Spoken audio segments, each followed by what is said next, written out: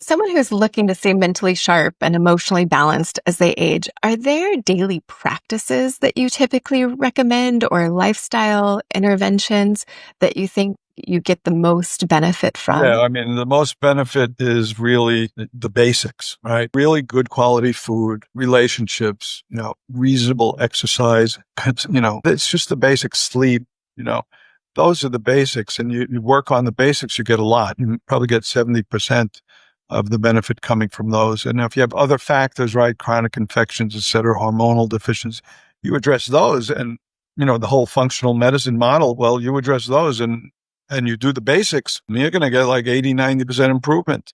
And what about you personally? You mentioned biking and you've mentioned faith. Are there personal practices that you use, like a non-negotiable every day that you don't miss? Yes, there are. And it's taken time to develop these, believe me.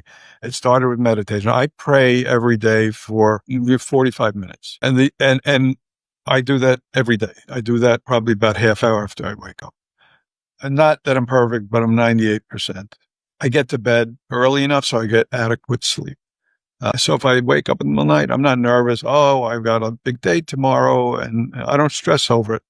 And then really work on diet, which is a challenge because of, the way our lives are structured and what's readily available.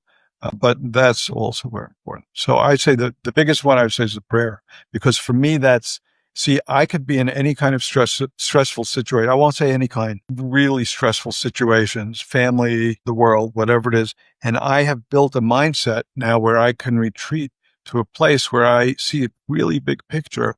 And I trust that things are going to work out because I can look over my life, the history of my people, et cetera. And I can say, well, you know what? It looks pretty bad right now, but it's always really actually worked out and it'll work out. And I'm not here forever. And, I'm sure if I had a bad diagnosis, I'd freak out for a while. And I would find my balance. And that took work to get there. And I'm still working on it. You mentioned you use faith in your practice, that you discuss it with patients because it affects their psychological condition. And how exactly do you do that? Well, first of all, I'm not pushing my faith. That's not at all my interest. And what I do is tell them, I don't care if your higher power is a big pen. I don't really care what it is. It's not you, that's for sure. And it's not another person. So you got to work on it. But I'll tell them, if it's meditation, they'll meditate or, they have to choose what works for them. And I will have that discussion with them about, atheism and being an agnostic, because I'm not saying I'm right. I'm just saying it works for me. That's all. So I don't have a problem doing it. I was actually trained that never talk about religion, never do that. That was an editorial in the New England Journal of Medicine, I don't know, probably 40 years ago or 50 years ago. Never do that. And most of the patients love it.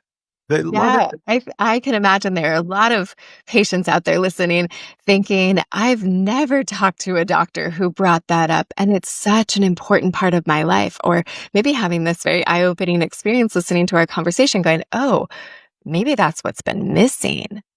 Well, I have this patient with autism, severe autism. I haven't treated another autistic patient before. He seems to be starting to talk now, which is wonderful.